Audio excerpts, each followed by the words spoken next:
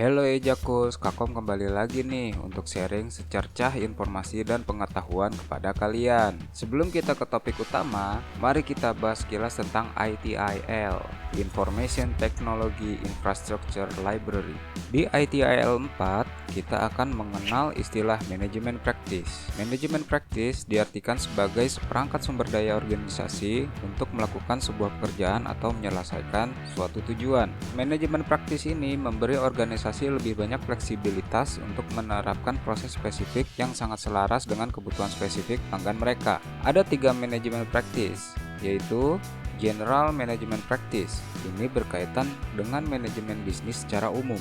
Service Management Practice. Ini berkaitan dengan implementasi service management di ITSM. Tactical Management Practice.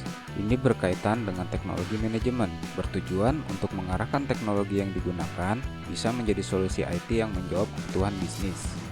Di episode kali ini, kita akan membahas mengenai salah satu manajemen practice, yaitu Incident Management. Incident Management dalam sudut pandang ini berbeda dengan Security Incident Response. Ya, karena insiden manajemen ini lebih mengarah untuk operasional insiden, tidak spesifik insiden keamanan informasi seperti pencurian data, DDoS attack, dan lain-lain. Insiden di sini lebih general seperti misalkan server down, aplikasi slow, aplikasi tidak dapat diakses, dan lain-lain. Walau mungkin bisa juga ada beberapa approach yang sama antara insiden manajemen ini dengan security incident response. Tapi kita bahas nanti di lain kesempatan ya guys.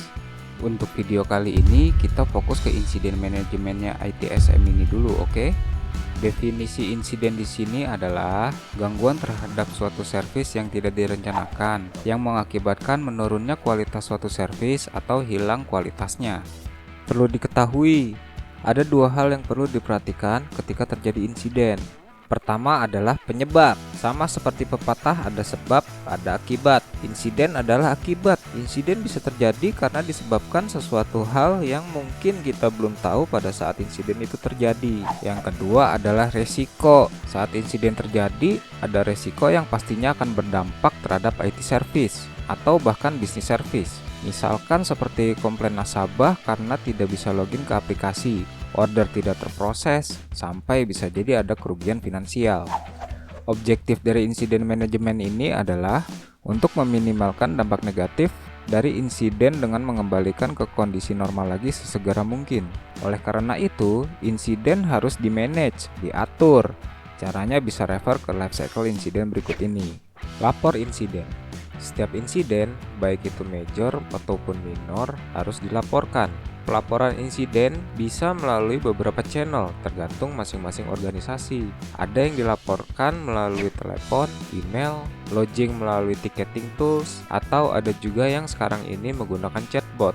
Pada umumnya insiden dilaporkan ke service desk, tapi ada juga beberapa organisasi yang membedakan kalau insiden minor bisa dilaporkan ke service desk, dan kalau insidennya berdampak massal dilaporkan ke insiden management team. For your info, ada organisasi yang membuat fungsi insiden management ini seluruhnya dipegang oleh tim service desk, tapi ada juga organisasi yang membentuk tim insiden management terpisah dari service desk. Dua-duanya oke, yang penting tugas dan tanggung jawabnya terdefinisikan dengan jelas. Logging. Setelah dilaporkan, insiden akan di-log atau dicatat ke ticketing system. Kenapa dicatat itu penting? Ini alasannya. Pertama, mengetahui jumlah insiden yang terjadi atas suatu service atau sistem, berapa banyak yang bisa diselesaikan dan tidak bisa diselesaikan sesuai SLA. Ini nantinya bisa jadi salah satu poin evaluasi untuk improvement, terutama untuk review kapasitas resource nih. Kedua, mencatat workaround atau temporary solution sebelum dilakukan investigasi lebih lanjut untuk mendapatkan permanent solutionnya. Ketiga, mencatat dan mengenali simptom insiden. Ini diperlukan untuk investigasi lanjutan. For your info, ada kalanya satu kejadian insiden memiliki beberapa penyebab. Dengan mencatat setiap simptom dan kapan insiden tersebut terjadi, ini akan sangat berguna untuk investigasi root cause analysis. Prioritization. insiden perlu dibuat prioritasnya. Untuk menentukan prioritas adalah dengan melihat seberapa besar dampaknya terhadap bisnis. Contohnya, pertama nih, insiden yang berdampak massal dan menyebabkan sistem downtime akan mendapatkan prioritas lebih daripada insiden yang berdampak pada satu user saja. Yang kedua, insiden dengan dampak resiko finansial akan mendapat prioritas lebih daripada insiden internal portal perusahaan yang tidak bisa diakses. Investigation. Selanjutnya, insiden perlu diinvestigasi. Service Desk akan mengassign insiden tiket kepada tim support yang bersangkutan. Tim support akan melakukan investigasi untuk menentukan workaround atau resolution dari insiden tersebut. Waktu proses investigasi bisa jadi diperlukan cross-functional tim support. Biasanya ini terjadi pada saat major insiden. Ini akan kita bahas terpisah di video major incident management ya. Communication. Setiap insiden perlu di-track progres penyelesaiannya dan kemudian dikomunikasikan kepada user yang kena impact. Komunikasi ini menjadi faktor yang sangat penting ketika memanage major insiden. Banyak kegagalan komunikasi pada saat major insiden yang akhirnya jadi menambah suasana makin kacau gara-gara misalkan salah pengertian dan lain-lain. Kalau sudah menggunakan ticketing tools, biasanya dari ticketing tools akan mengirimkan email notifikasi kepada yang melaporkan insiden terkait tiketnya dikirim kemana, sedang dikerjakan siapa, dan apa yang sudah selesai atau masih in progress. Resolution. Setelah proses investigasi selesai, resolusi bisa diterapkan. Resolusi di sini bisa jadi berupa workaround atau temporary resolution ataupun langsung permanent resolution. Yang penting, tujuan resolusi diterapkan adalah untuk mengurangi dampak negatif insiden dan atau mengembalikan servis ke kondisi normal. Review. Kalau resolusi sudah diterapkan, maka tim support dan user yang kena impact sama-sama mereview apakah resolusi yang diterapkan memang berhasil menyelesaikan insiden tersebut, apakah servis sudah kembali ke kondisi normal. Cek lagi. Yang terakhir nih, closure. Jika tim support dan user sama-sama setuju bahwa servis sudah kembali ke kondisi normal, maka insiden bisa di-close. Tips untuk meng-close insiden. Jangan lupa menuliskan resolution yang di-apply. Tambahkan juga beberapa informasi mengenai symptoms dan temuan-temuan selama proses investigasi. Hal ini akan sangat membantu agar apabila insiden berulang, proses investigasinya tidak perlu mulai lagi dari awal. For your info ya, kebanyakan orang closing insiden tiket hanya nulis done atau oke, not a good practice. Semua insiden tiket itu merupakan dokumentasi insiden. Berikut ini beberapa tips untuk mendapatkan dokumentasi insiden yang bermanfaat. Ingat ya, bermanfaat, bukan cuma sekedar formalitas.